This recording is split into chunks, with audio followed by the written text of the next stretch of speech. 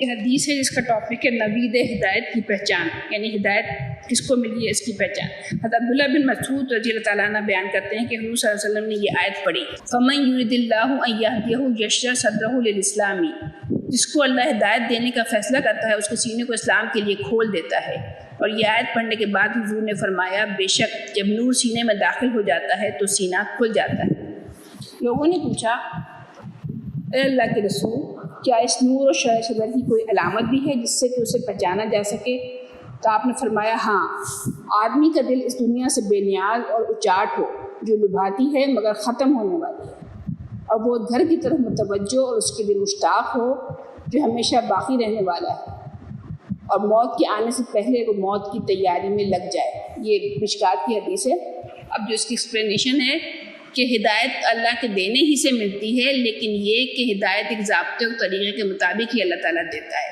دنیا کے رزق کی طرح بغیر حساب کے نہیں دیتا۔ یعنی رزق تو اللہ تعالیٰ اپنا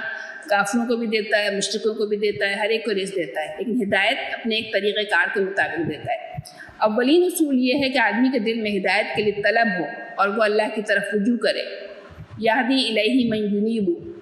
اور ہدایت کا آغاز آدمی کے دل اور باطن سے ہوتا ہے، اور اس کی بقا کا انحصار بھی اس کے باطن اور دل پر ہی ہوتا ہے۔ اور ہدایت کا حاصل یہ ہے کہ کسی بھی وقت ختم ہو جانے والی دنیا کو انسان اپنا مقصد نہ بنائے، اس سے بے رغبت اور بے نیاز ہو جانا، اور آخرت کی ہمیشہ باقی رہنے والی زندگی کے حصول کے لیے یکسو ہو جانا، اسی کی فکر اور اسی کے لیے تک و دو میں لگ جانا، اور دنیا کے ہر کام کو اور دلچسپی کو اس کے تابع کر دینا۔ یعنی ہم دنیا میں کام کر تو رہے ہوں لیکن وہ کام ہمارے اس کے تابع ہو۔ پھر آخرت کے ارادے اور اس کے لیے سعی سے ہی دل میں نور داخل ہو جاتا ہے، اور جہاں تک نور پھیلتا ہے اس کے دل کی تاریکی اور تنگی دور ہوتی چلی جاتی ہے،